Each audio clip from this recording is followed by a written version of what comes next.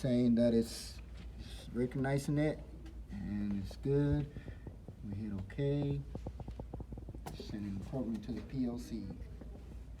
Does that have like a run upload switch on it? Yes. Okay. Yes. But in this type of PLCs, you don't have to physically switch it from run or stop. When you upload in the program, it automatically does that for you. Oh wow, that's okay. Yeah.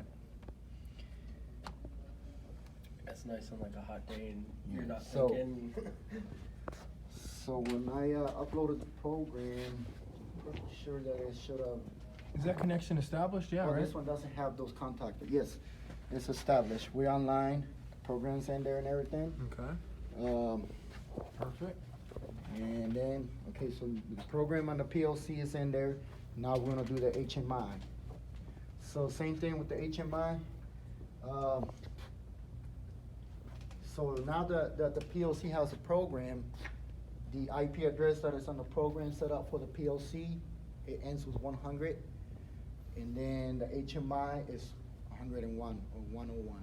Okay. So whenever you go, if you want to go remotely, you're gonna see, and I'm gonna show you that program too, where you can go remotely and you're gonna see that this IP address, it's 100, and then the other one is 101. 101 is the HMI, 100 is the PLC. Right, so now we're gonna unhook it. You go to the HMI. The HMI also has a USB plug-in. And same thing, it says does not have a program. It's not gonna recognize the IP address that you give it. So now we're gonna get out of the PLC program. And we're gonna open up the HMI.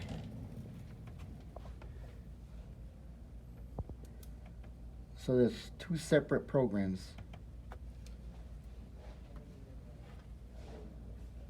This okay, yeah. This company is Korean. When I was looking at Mhm. it. That's the HMI program. And same thing, we're gonna hook up USB, and we're gonna download to X panel from PC.